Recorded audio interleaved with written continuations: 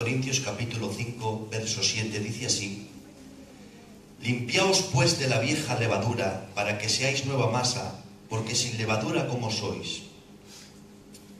Porque nuestra Pascua es Cristo, que ya fue sacrificada por nosotros. Amén y amén. Amén. He titulado este mensaje Tres miradas. Qué bonito. Miren, el origen de la Santa Cena se encuentra en el cumplimiento de una fiesta solemne de Israel. Dice Pablo, Cristo es nuestra Pascua. Ya saben ustedes que el pueblo de Israel fue liberado de Egipto.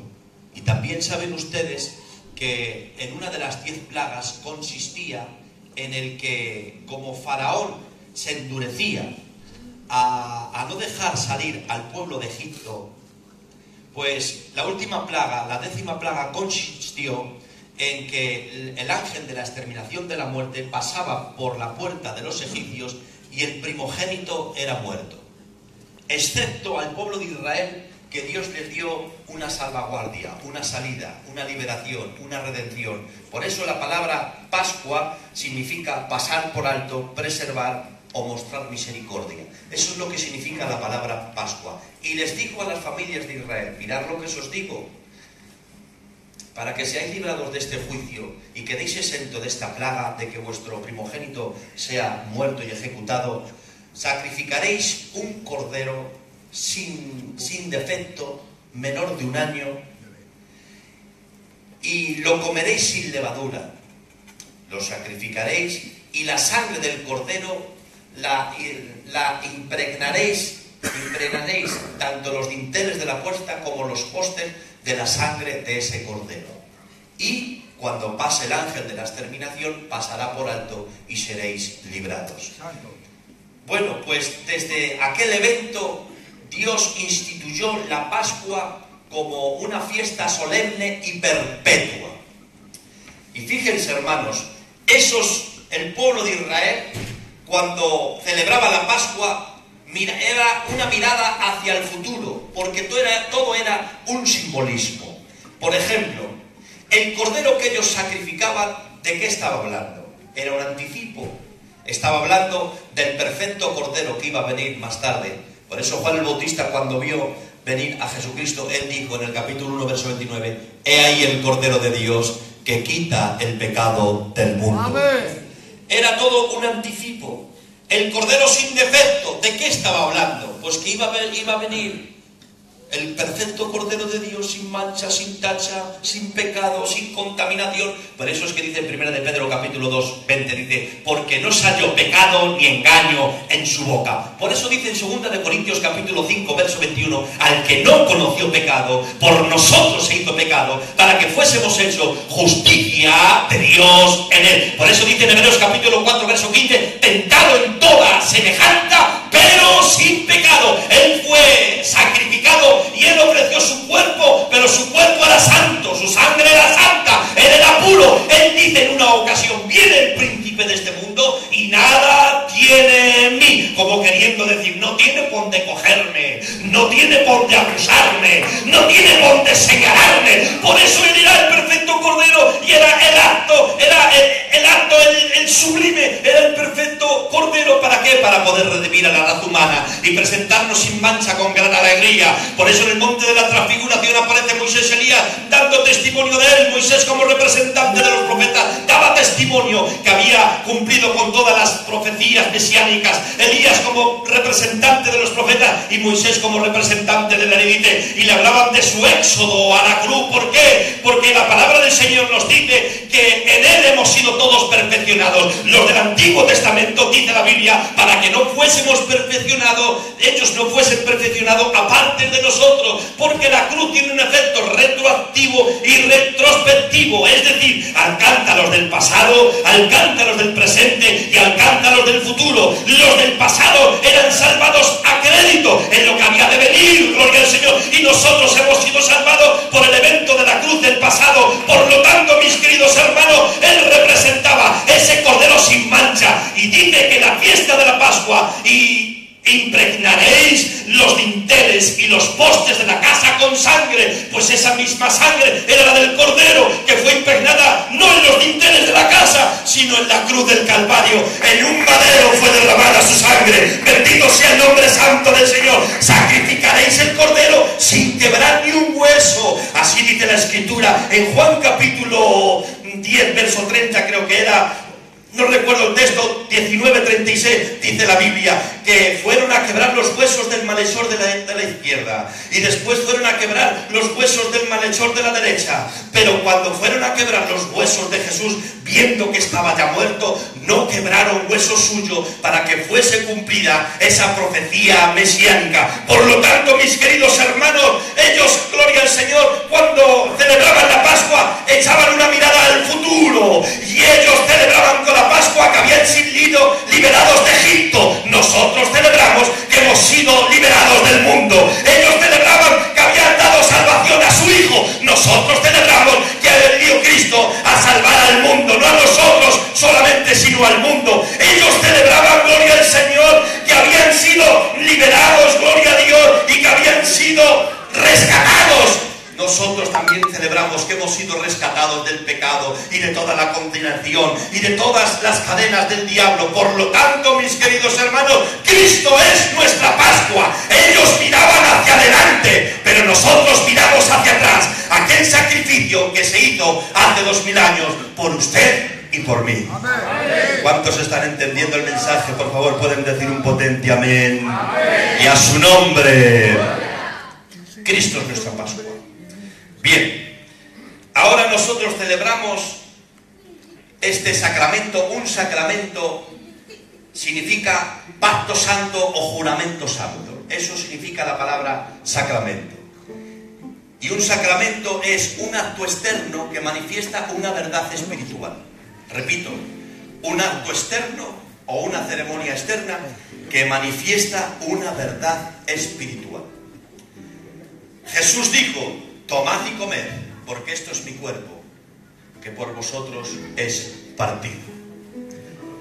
Hay varias interpretaciones. Está la doctrina católica, que cree en la transustantación, y ellos interpretan que cuando los ministros oran por el pan y por el vino, literalmente se hace carne y sangre.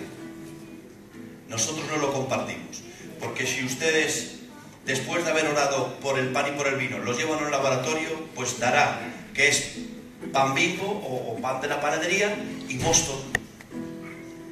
No significa, cuando Jesús dijo: tomad y comed, que esto es mi cuerpo y mi sangre, no significa que se haga literalmente carne y sangre. Luego está la doctrina luterana, que esta se llama la consustantación, que dice que el cuerpo y la sangre de Cristo está presente en los símbolos, que la presencia y el cuerpo de Cristo está presente. Tampoco nosotros lo interpretamos así. Cuando Jesús dijo: esto es mi cuerpo y esto es mi sangre, está diciendo: esto simboliza, esto representa. Porque si dijéramos que se hace literal carne y sangre, luego entonces, después de tomar el pacto, lo teníamos que guardar en una urna, en un lugar santo. Porque esto es el cuerpo, no se puede despreciar. Pero no es así. Eso es un símbolo que cuando lo dejamos de tomar, pues viene a ser lo que es pan y mosto, pero tiene un profundo sentido espiritual cuando participamos con fe.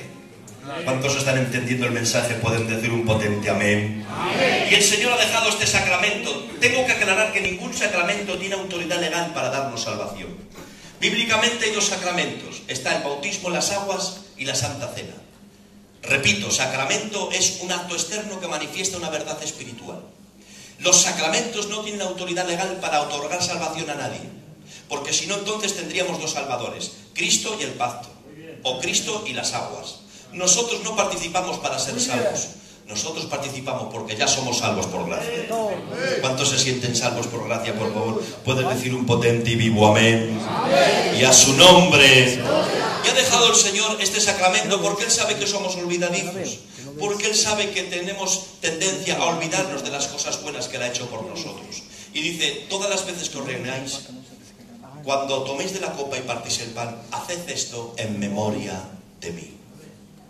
Mis queridos hermanos, cuando uno tiene memoria de lo que Él ha hecho, primero, número uno, Cuando uno tiene memoria de que Él ha pagado el precio de nuestra salvación y que Él nos ha comprado, eso nos lleva a acordarnos que ya no somos nuestros, que Él es nuestro Señor y que le debemos obediencia y respeto.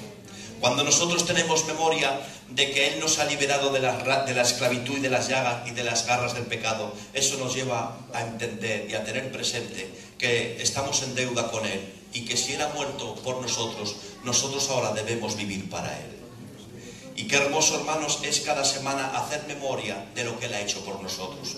Que Él ha abierto las puertas del cielo, que Él nos ha dado vida cuando estábamos muertos en delitos y pecados, que Él nos ha liberado cuando éramos esclavos de nuestras concupiscencias y del pecado, que estábamos en el pozo cenagoso de este mundo y Él ha metido sus manos y nos ha levantado y ha puesto nuestros pies sobre peña y ha puesto un cántico nuevo en su boca. Qué hermoso es hacer memoria de este acto tan solemne y tan maravilloso. El precio que Él ha pagado, que no estimando el ser igual a Dios como cosa que aferrarse, se ha despojado de sí mismo y estando en la condición de hombre, se hizo obediente hasta la muerte y la muerte de cruz, para que en su humillación tú fueses exaltado y en su muerte tú tuvieses vida, y Él muriendo, Él pudiera abierta en las puertas del cielo, tomar a los del Antiguo Testamento que estaban en el seno de Abraham, llevárselos al tercer cielo y juntamente con todos nosotros hacer un pueblo redimido, de salvados, de justificados, de glorificados en el nombre poderoso de Jesús.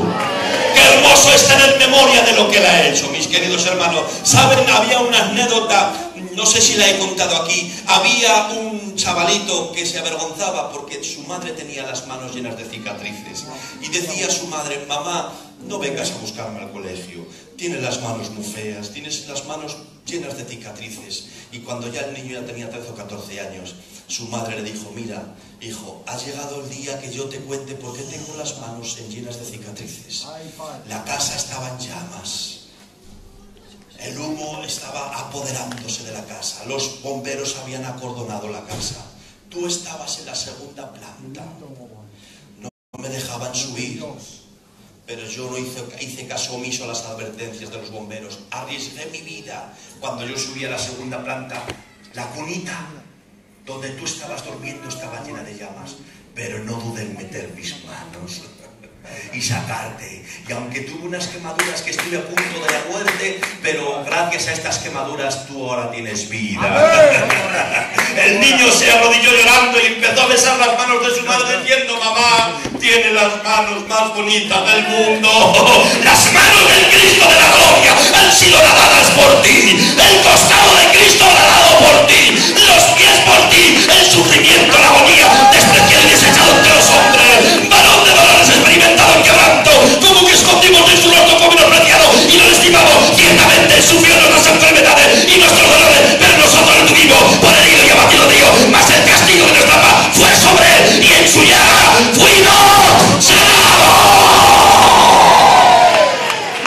¿Cuántos aman a Jesús pueden decir amén? Y a su nombre haced esto en memoria de mí. Den un aplauso por favor al Señor.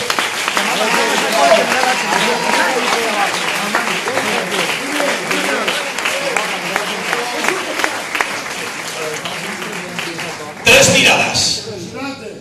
A la hora de tomar el pacto, tres miradas. Una al pasado, a lo que Él ha hecho. Segunda mirada, una al presente.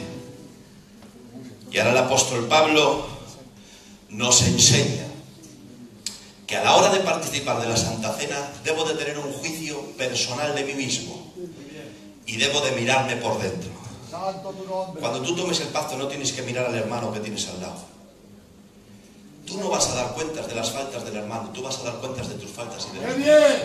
Claro que sí, aleluya. La Biblia dice: examinaos a nosotros mismos a ver si estamos en la fe, no sea que seamos reprobados. Reprobado tiene viga. Y al tomar la Santa Cena yo debo de tener una mirada al pasado y otra al presente, a ver cómo estoy.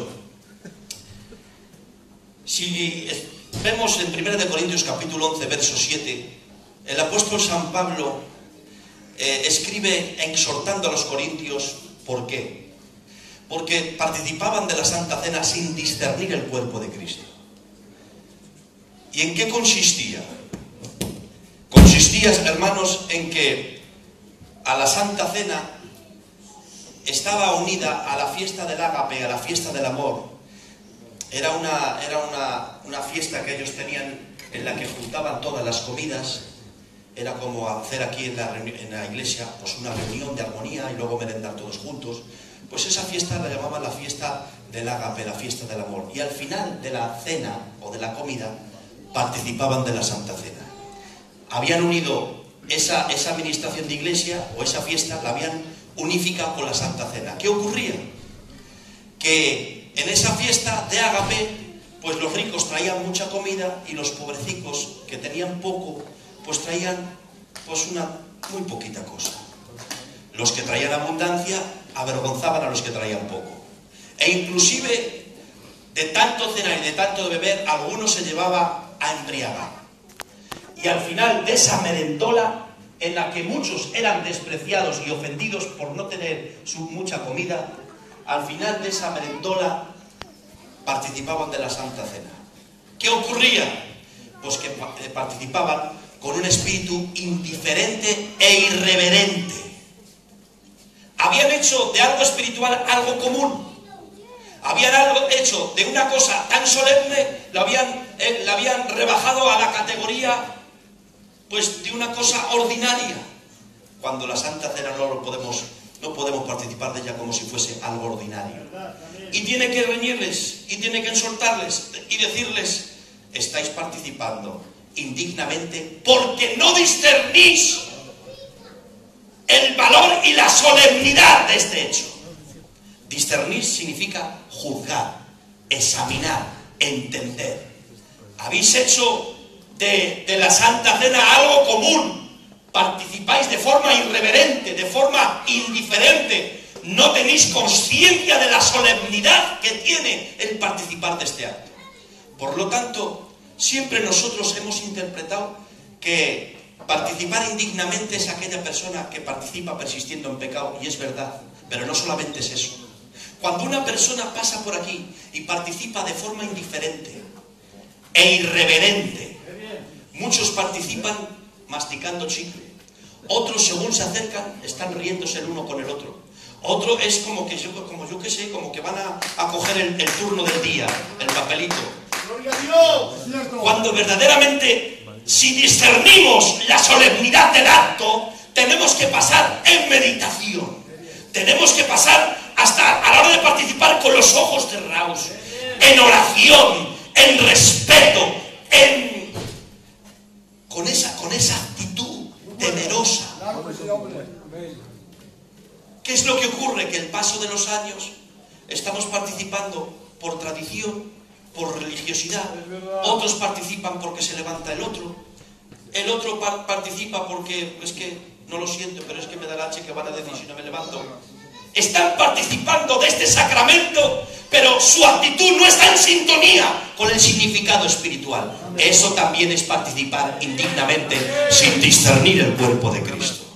Si yo paso a participar de la Santa Cena como que me voy a comer un Kit Kat, no estás discerniendo el cuerpo de Cristo, porque no estás en sintonía con el significado. Y todo acto externo que no está en sintonía con una actitud interna es religión barata, es cáscara sin fruto, es apariencia sin esencia. El acto externo tiene que estar acompañado de una realidad interna. ¿Cuántos lo están entendiendo el mensaje? Por favor, ¿puedes decir un potente y vivo amén? Amén. Número 2, participar sin discernir el cuerpo de Cristo. Discernir es aquella persona que no entiende, que no sabe lo que está haciendo, que tiene torpeza moral, torpeza espiritual, y que se levanta porque ¿dónde va Vicente? ¿Dónde va la gente? Y no te estás dando cuenta del acto tan solemne. Participar sin discernir es, número 2, aparte de lo que he dicho, es entender. Cuando uno discierne el cuerpo de Cristo, tiene que entender que Él ha pagado por mis pecados y ha entregado su cuerpo por mis transgresiones. Dice que el castigo de nuestra paz fue sobre Él. Y ahora, si yo participo persistiendo en algún pecado, estoy haciendo de la Santa Cena una mentira. porque no estoy discerniendo. Vamos a ver, el pacto representa el remedio de Dios para el pecado y resulta que participo en pecado. Estoy viviendo una mentira, es un ultraje, es un menosprecio, es un escándalo a los ojos de Dios, porque eso representa el remedio para el pecado y participo persistiendo en pecado. Es un desprecio a la santidad y a las normas justas del Señor. Es un profano. ¿Sabéis lo que significa profano? El que no tiene respeto por lo sagrado. Por eso a Esaú se le llama profano, porque no tuvo respeto por la primogenitura, no tuvo respeto por las promesas espirituales. Él no era consciente de lo que era verdaderamente ser primogénito. Te dio igual, ¿para qué quiero la primogenitura si mañana me voy a morir? Comamos y bebamos, dame el plato de lenteja. Y la palabra le llama profano, porque no tuvo respeto por lo sagrado. Cuando una persona deja de discernir que el castigo de nuestra paz sobre él, que sus azotes, que sus dolores, que sus heridas, que ese escarnio fue para que no me condenase yo por mis pecados, y ahora yo participo en pecado, es una falta de respeto, es un desprecio a la santidad y a las normas justas de Dios. Y por eso es que debo de tener una mirada al presente, para examinarme, para hacer un examen de conciencia. Claro, la solución no es dejar de participar, la solución no es disciplinarte a ti mismo, la solución es arrepentirte, pedir perdón y participar de limpia conciencia. Para eso está el pacto, para que hagamos memoria de su sacrificio y viéndome yo por dentro confiese mis pecados. Primera de Juan capítulo 1 verso 7 dice: si confesamos nuestros pecados, Él es fiel y justo para perdonarnos y limpiarnos de toda, no dice de alguna, sino de toda maldad. Hay quien se examina, discierne lo que es el pacto, se examina, pero se castiga. Que aquí no existen las penitencias, que las penitencias están en la Iglesia Católica. Aquí no hay penitencia. Por mucho que te castigues o te disciplines, eso no te va a hacer más justo delante de Dios. Aquí lo que consiste es que te examinas, que te juzgues y digas: Señor, soy culpable, he hablado mal, Señor, me he comportado mal, miré lo que no tenía que mirar, el bien que tenía que hacer no hice. Tengo que hacer un examen de conciencia, y habiéndome hecho el examen de conciencia, recordar el remedio, que no hay pecado que la sangre de Cristo no pueda perdonar. Recordar que Él está siempre con las manos extendidas para levantarme. Dice la Biblia: 7 veces caerá el justo, pero no quedará prostrado. ¿Por qué? Porque Jehová lo sostiene de su mano. Tantas veces tropiezas, tantas veces Él te levanta y vuelve otra vez a enderezar tus pasos. Por lo tanto, la solución no está en que tú te castigues y dejes de tomar el pacto. La solución es que tú arregles tu caminar, que mejores tu vida cristiana, que mejores tu conducta, tus actitudes, pidas perdón y borrón y cuenta nueva en el nombre poderoso de Jesús. ¿Cuánto lo están entendiendo el mensaje? Puedes decir un potente y vivo amén. Y a su nombre, pruébese cada uno a sí mismo. Levantarse sin discernir el cuerpo de Cristo. La palabra del Señor nos enseña y dice, 1 Corintios capítulo 10 verso 17, dice: y siendo un solo pan, nosotros siendo muchos somos un cuerpo. Vamos a ver, el pan partido representa el cuerpo de Cristo maltratado. Es un pan pero que se parte. Es decir, un pan pero se parte. Cuando yo participo del pan, estoy diciendo que pertenezco y que estoy en sintonía con la unidad de la iglesia. El pan partido representa la unidad de la iglesia. Cuando lo entienden pueden decir amén. Hemos dicho que un sacramento es una verdad espiritual, es un acto externo que manifiesta una verdad espiritual. Si el pan partido representa la unidad de la iglesia, que somos una iglesia, pero que somos miembros de la iglesia, es un cuerpo, pero todos somos miembros del cuerpo, unos con otros nos complementamos. Luego entonces, cuando participamos del pan, también estamos proclamando la unidad de la iglesia. Entonces, la unidad de la iglesia, y me levanto en división. La unidad de la iglesia, creo en la unidad de la iglesia, el cuerpo de Cristo. Pero resulta que no me hablo con fulano o con sultano o con mi tío o con mi abuelo o con mi... Entonces es otra burla, porque me estoy quedando con el acto externo pero sin la actitud interna. Vuelvo a decir lo mismo: apariencia sin esencia, cáscara sin fruto. No sirve que yo participe de un acto externo si mi conducta y si mi actitud no está en sintonía con lo que significa. Luego entonces, cuando yo participo de la mesa en división con alguien, no estoy discerniendo lo que significa el cuerpo de Cristo, que es la unidad de todos los creyentes. Cuando lo entienden pueden decir un potente amén. Por lo tanto, una mirada al pasado que al presente, discernir el cuerpo de Cristo, no tomarlo de forma irreverente e indiferente, no tomándolo persistiendo en algún pecado, sino poniéndome a cuentas con el Señor, participando en la unidad de la iglesia. Atención, todo esto es un juicio personal individual. Yo no tengo que ir a decirte, confiésate, dime lo que has hecho. No, eso es una doctrina católica que nosotros tampoco la creemos. Nosotros creemos que si nuestro pecado es contra Dios, mi confesión debe de ser con Dios. El salmista dice: contra ti solo he pecado. Si pecas contra Dios, tu confesión debe de ser con Dios. No necesitamos mediadores, no necesitamos sacerdote. Cristo es el perfecto sumo sacerdote que traspasó los cielos, y Él está intercediendo por ti y por mí todos los días hasta toda la eternidad. Por lo tanto, tú no tienes que ir a de ningún sacerdote. Tus pecados tienes que confesarlo con un corazón noble, contristo y humillado al Padre de las luces. Bien, es un juicio personal, de acuerdo. Pero el apóstol San Pablo dice: el que participe sin discernir y participe indignamente. Vamos a subrayar la palabra indigna. No está hablando de personas dignas, porque dignos no hay nadie. Pero gracias a Él nos ha dignificado. Por su sangre y por su sacrificio Él nos ha hecho dignos. No está hablando de personas dignas, no está hablando de una dignidad personal, sino de una manera digna. De manera digna. Nuestra manera de tomarlo sí debe de ser digna. Y para tomarlo de una manera digna, tengo que agregar, hermanos, que aunque el pacto es un juicio personal, y eres tú quien te tienes que juzgar para que no te juzgue Él, pero también tengo que decirte que si tú, al participar del pacto, estás proclamando la unidad de la iglesia, que perteneces al cuerpo de creyentes, tu manera de caminar en este mundo debe de ser digna. Porque cuando yo hago un escándalo, no me estoy ensuciando yo solo, estoy ensuciando también a la iglesia, porque pertenezco al cuerpo de creyentes.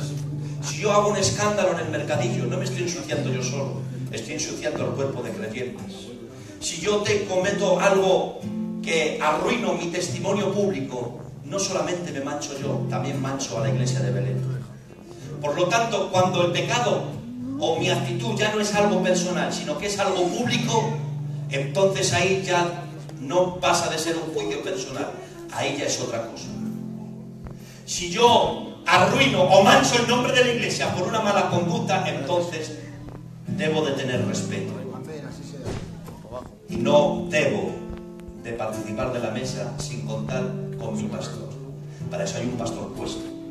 Si yo doy un escándalo en el mercadillo, lo que yo debo de hacer no es venir con toda esa osadía a participar de la mesa, porque no te has manchado solo, es que también has dañado el testimonio de la iglesia, porque tú eres miembro de este cuerpo de creyentes. Entonces, cuando la ofensa ya no es privada, sino que también es pública, entonces debes de venir del pastor: me ha pasado esto, pastor, he tenido un mal día, ha sido esto, no tengo justificación. Y como no tengo justificación, simplemente para que lo sepas, pues simplemente el pastor no es que te diga: bueno, pues un mes, 2 meses, porque en esos 2 meses es para la penitencia, para que seas perdonado. No, simplemente te dirá por prudencia, para que medites en lo que has hecho y para que te puedas arrepentir, porque en caliente no tenemos las cosas claras. En caliente el hierro se dobla, pero luego ya no se dobla. Necesitas un tiempo para reflexionar, y al mismo tiempo no nos quitáis la autoridad de la iglesia, porque si alguien que ha dado un mal testimonio en público le veis que se levanta a participar de la mesa, Entonces diréis, ala, mira, como Pedro por su casa. Y encima, con el privilegio de participar de la mesa. Con el privilegio de... los que más debéis prestar atención son los que tenéis cabeza. Porque si mañana hacéis algo que no debierais, tenéis que saber que no podéis participar como Pedro por vuestra casa. Y tenéis que decir, la he mangado. ¿Te han visto? Sí. Entonces te dirá el pastor, bueno, pues estate ahí un tiempo. No porque sea una penitencia que te perdone, sino, número uno, para que no nos quitéis la autoridad de la iglesia. Porque si no, luego, si a ti que has hecho un mal testimonio, la iglesia te ve que participas como Pedro por tu casa, y luego otro hace otra cosa, vamos a ir a llamar la atención, y ese por qué no metisteis mano, nos quitáis, nos hacéis a polvo, y quitamos toda la autoridad del pastor. Pero cuando la gente ve que hay respeto, que hay ahí unas autoridades que te dicen, mira, de momento, como ha sido algo público, medita en lo que has hecho, pide perdón al Señor, que en poquito tiempo volverás a participar de la mesa del Señor. ¿Cuántos lo están entendiendo? Pueden decir un potente amén. Que no hay doctrina para quitar el pacto. No hay doctrina, pero como administración sí. Cuando tú arruinas el testimonio de la iglesia por una mala conducta y das un escándalo, como doctrina no, pero como administración sí, debes de pedir permiso. No imponerte tú la disciplina, bueno, pues en 2 meses no me levanto. Que no, que eso es escurrir el bulto. Si has sido hombre o mujer para mangarla, sé hombre y mujer también para reconocerla. ¿Sí o no? ¿Sí o no? ¿Cuántos lo están entendiendo el mensaje? Por favor, puede decir un potente y vivo amén. Y a su nombre. Por lo tanto, una mirada al pasado, una al presente y otra al futuro, dice el apóstol San Pablo. Así todas las veces que os reunís para comer y beber, la muerte del Señor anunciáis hasta que Él venga. Cuando participas de la Santa Cena, no solamente es una mirada al pasado, en el que te acuerdas que Él ha sido el que ha pagado el precio de tu salvación. No solamente es una mirada al presente, en la que te lleva a examinarte y a juzgarte para, si hubieras cometido algún pecado, arrepentirte y pedir perdón. También es una mirada al futuro, porque también estás anunciando, Cristo viene, un pacto menos que nos queda de tomar aquí en la tierra. Viene el rapto, vienen los galardones, vienen las bodas del Cordero, viene el cuerpo glorificado. Él viene, Él viene, Él viene, Él viene.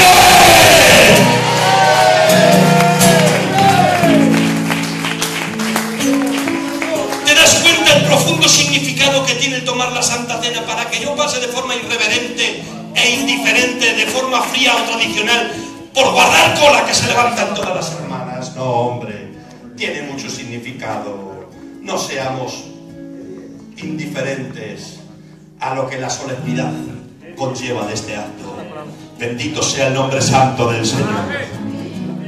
He presentado 4 maneras indignas. Primero, número 1, levantarse de forma indiferente. Número 2, levantándose persistiendo en algún pecado. Número 3, levantándose en división con un hermano. Número 4, levantándose habiendo manchado el testimonio de la iglesia. 4 maneras indignas. Repito, no hay personas indignas porque Él nos ha dignificado. Pero es que Pablo no habla de personas indignas, sino de maneras indignas. Porque dignos, aquí no hay nadie si no es por su gracia. Bueno, pues cuando yo persisto durante tiempo en levantarme en cualquiera de estas maneras indignas, la palabra me enseña que hay un juicio. Y dice el apóstol Pablo, por lo cual, si te examinas a ti mismo y te juzgas, no serías juzgado. Pero si no te examinas y no te juzgas, dice la Biblia, somos castigados por el Señor. Y somos castigados, y dice, por lo cual unos enferman, otros se debilitan y otros duermen. 3 estados en una persona.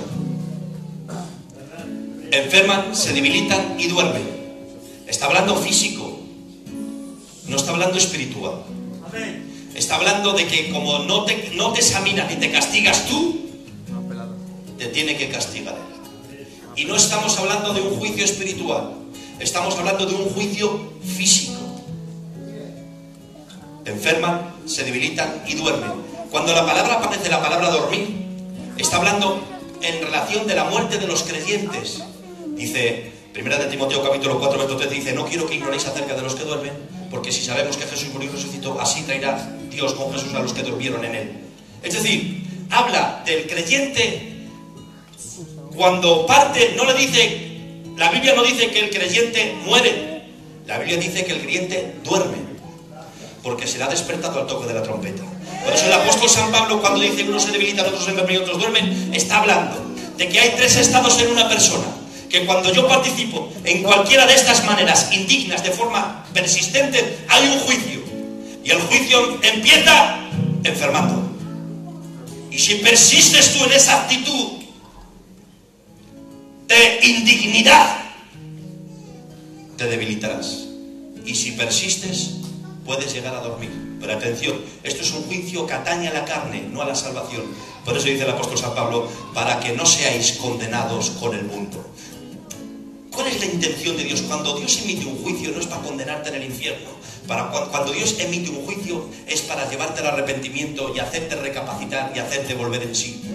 Entrando en este estado en el que yo soy humillado y estoy siendo azotado por la severidad, porque dice la palabra que el Señor, como Padre, al que ama la disciplina y azota a aquel que tiene por hijo. Cuando yo estoy sufriendo algún azote y estoy sufriendo la severidad paternal y empiezo a sufrir un juicio divino, ¿con qué intención? ¿Con la de humillarme?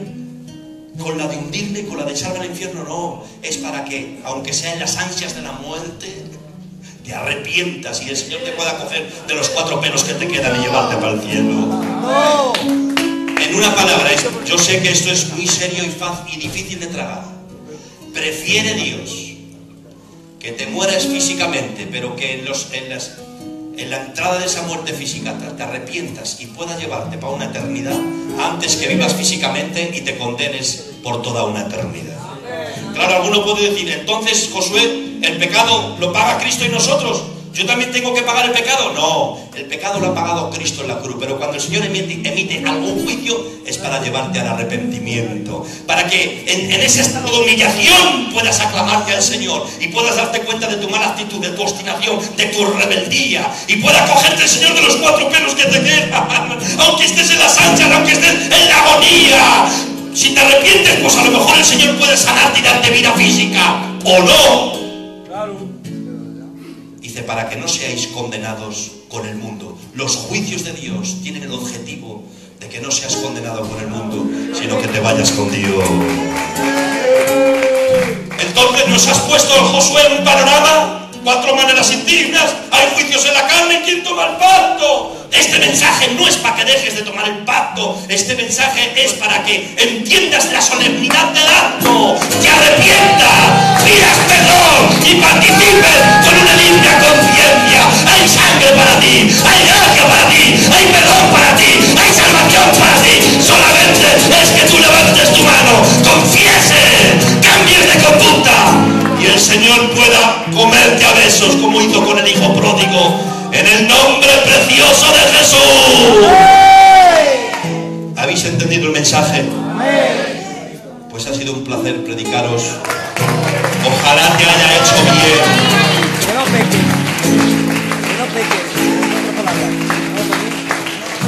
Pues ahora sí, los hermanos preparan la Santa Cena. Cierra tus ojos y participamos de la mesa. El pastor con nosotros.